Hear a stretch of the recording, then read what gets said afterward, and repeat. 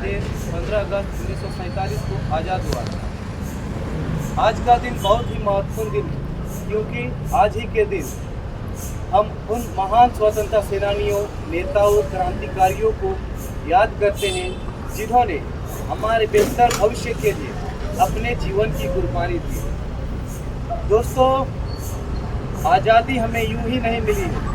इस आज़ादी को पाने के लिए हमारे देश के क्रांतिकारियों ने, हमारे देश के सेनानियों ने, नेताओं ने अनेकों कुर्बानियाँ दी हैं। उन्होंने बहुत ही कड़ा संघर्ष किया। बहुत सारे सेनानियों ने बहुत सारी यातनाएं सही है।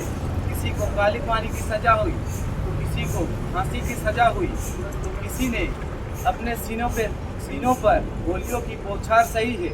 तब जाके हमें आज़ादी मिली है। दोस्तों, एक 23 साल का नौजवान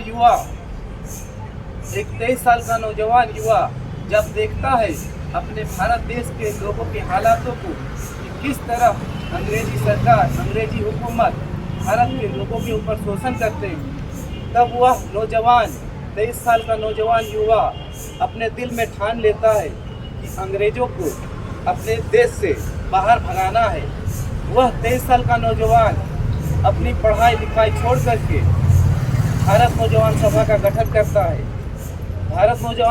गठन करता है और अंग्रेजों के खिलाफ लड़ाई लड़ता है, जिसे आज हमारे देश के लोग भगत सिंह, अशफाक उल्लाह खान, राजगुरु, सुखदेव, मंगल पांडे के नाम से जानती है। दोस्तों, भगत सिंह सिर्फ एक नाम भी नहीं है, बल्कि करोड़ों भारतीयों के लिए एक जोश, जुनून और जज्बा है। दोस्तों, उन्होंने एक सपना देखा था कि भारत देश आज़ाद हो। उनको पता नहीं था कि उनके जीवन काल में भारत देश आज़ाद हो पाएगा या नहीं हो पाएगा। फिर भी उन्होंने अपने जीवन के अंत तक लड़ाई लड़ी। अपने जीवन के अंत तक अंग्रेजों के खिलाफ लड़ाई लड़ी, उनके आगे झुके नहीं और अंत में फांसी के फंदों को चूमकर वो शहीद हो गए। तब जाके हमें ये आज़ादी मिली है।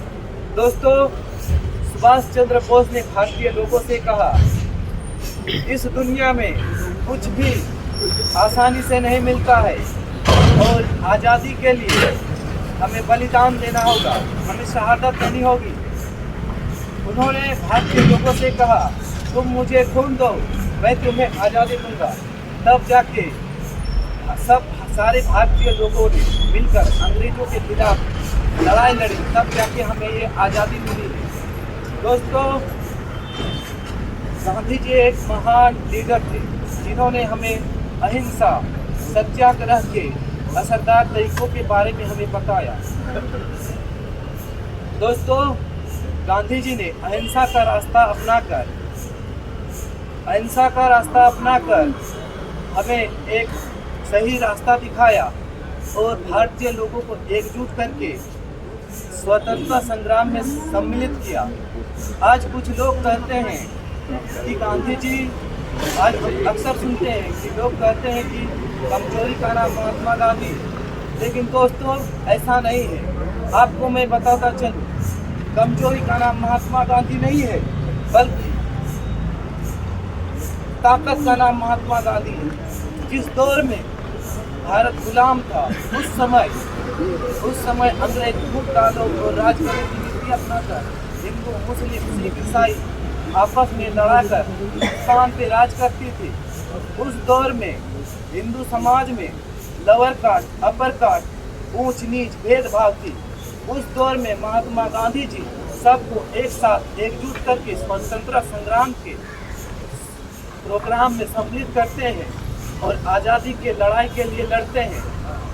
दोस्तों, बहुत सारे ऐसे लोग शहीद हुए हैं जिनके बारे में हमें पता नहीं है। हमें बस चंद नामों के बारे में पता है। इस देश को आज़ाद करने के लिए हजारों लाखों लोगों ने कुर्बानियाँ दी हैं, तब जाके हमें ये आज़ादी मिली। महात्मा गांधी जी का सपना था कि हमारा देश, उन्होंने कहा था कि मेरी तो तमन्ना ये है, मेरी तो आशा ये है, ईश्वर से प्रार्थना ये है कि हमारा देश ऐसा बने जिससे सारी दुनिया कहे अगर आज़ाद बनना हो तो भारत जैसा आज़ाद बने।